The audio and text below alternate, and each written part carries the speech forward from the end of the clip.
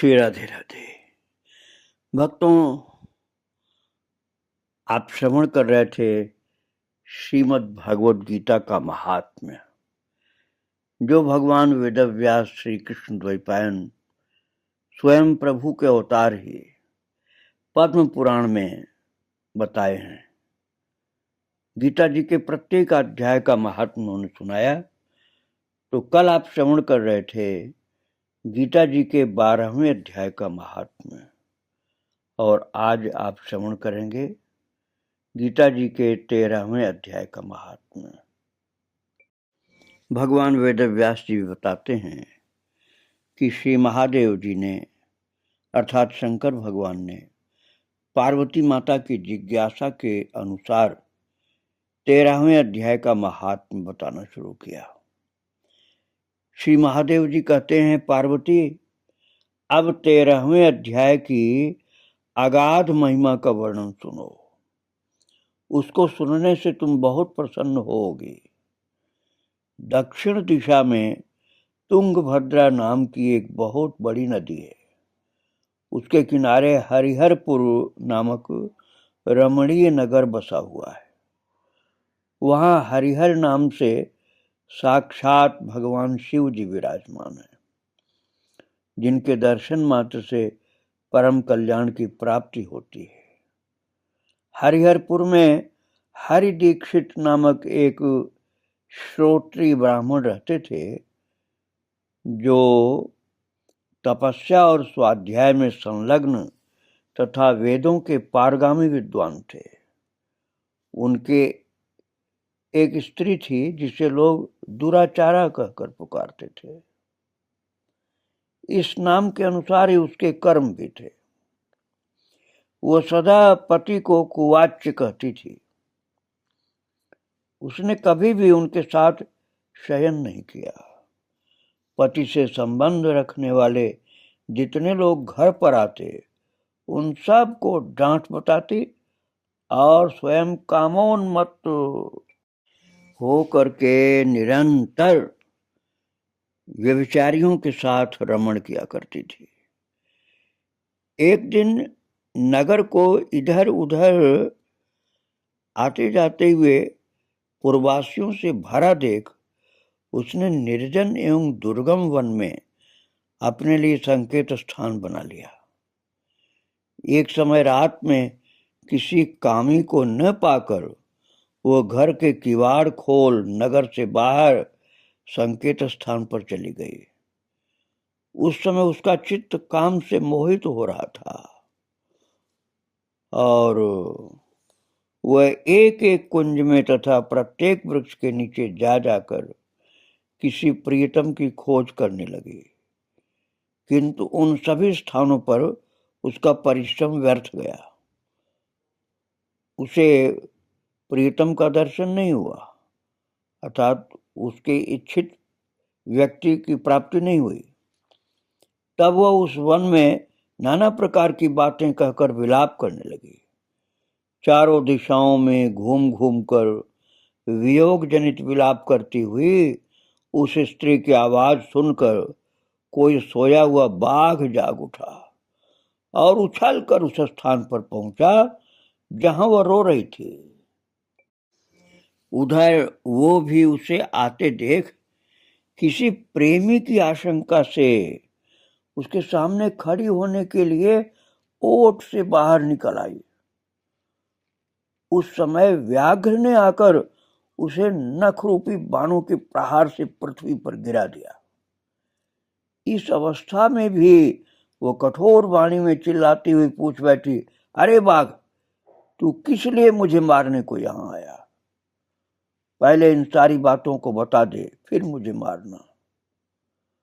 उसकी बात सुन करके प्रचंड पराक्रमी व्याघ्र क्षण भर के लिए उसे अपना ग्रास बनाने से रुक गया और हंसता हुआ सा बोला, दक्षिण देश में मलापहा नामक एक नदी है। उसके तट पर मुनिपर्णा नगरी बसी हुई है। वहां पंचलिंग नाम से प्रसिद्ध साक्षात भगवान शंकर निवास करते हैं। उसी नगरी में मैं ब्राह्मण कुमार होकर रहता था। नदी के किनारे अकेला बैठा रहता और जो यज्ञ के अधिकारी नहीं हैं उन लोगों से भी यज्ञ कराकर उनका अन्न खाया करता था। इतना ही नहीं, धन के लोभ से मैं सदा अपने वेद पाठ के फल को भी बेचा करता था। मेरा लोभ यहाँ तक बढ़ गया था कि अन्य भिक्षुओं को गालियां देकर हटा देता और स्वयं दूसरों को नहीं देने योग्य धन भी बिना दिए ही हमेशा ले लिया करता था।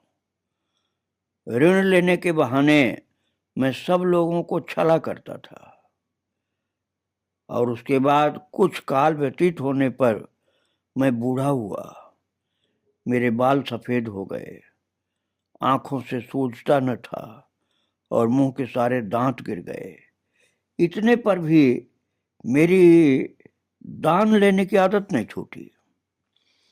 पर्व आने पर प्रतिग्रह के लोभ से मैं हाथ में कुश लिए तीर्थ के समीप चला जाता था। तत्पश्चात जब मेरे सारे अंग शिथिल हो गए तब एक बार मैं कुछ धूर्त ब्राह्मणों के घर पर मांगने खाने के लिए गया। उसी समय मेरे पैर में कुत्ते ने काट लिया। तब मैं मूर्छित होकर क्षण भर में पृथ्वी पर गिर पड़ा। मेरे प्राण निकल गए।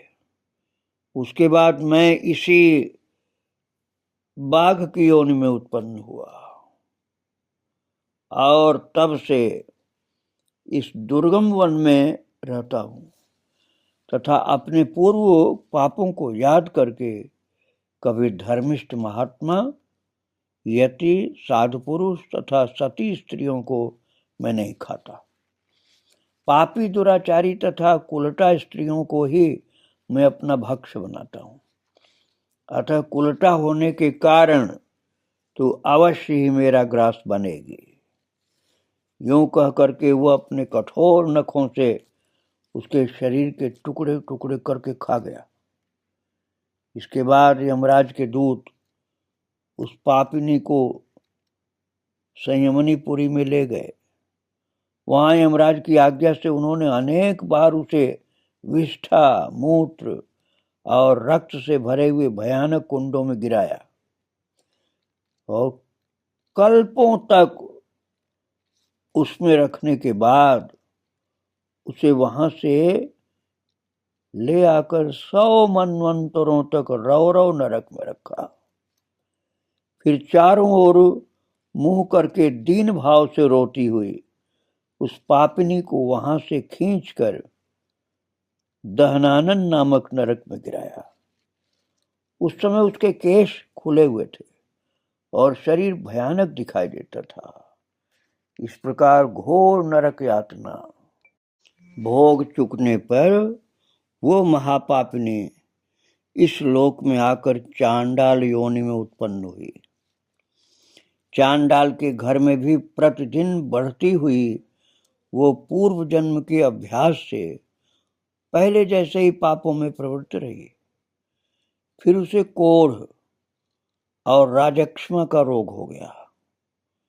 नेत्रों में पीड़ा होने लगी।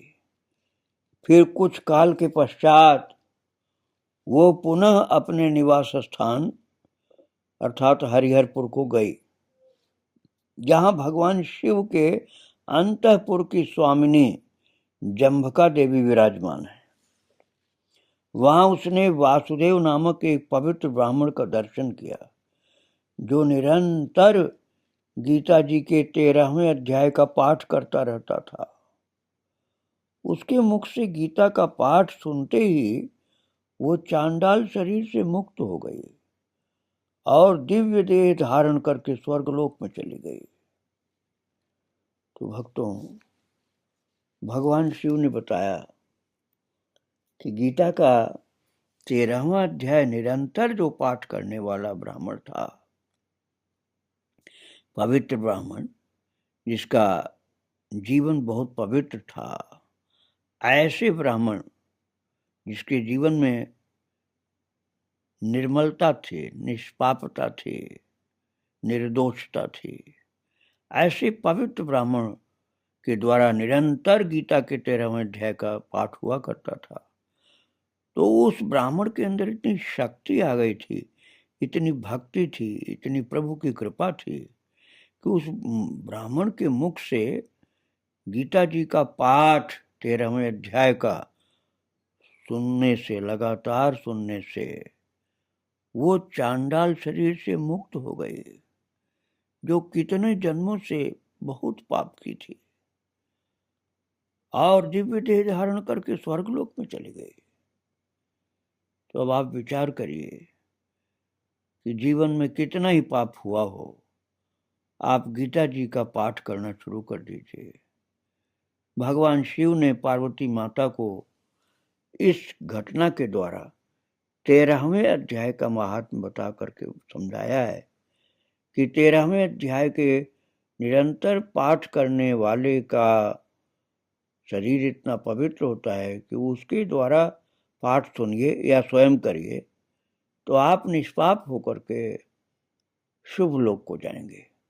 वो स्त्री भगवत धाम को तो नहीं गई, लेकिन दिव्य देह धारण करके स्वर्ग लोक में चली गई, अर्थात नरक में नहीं गई।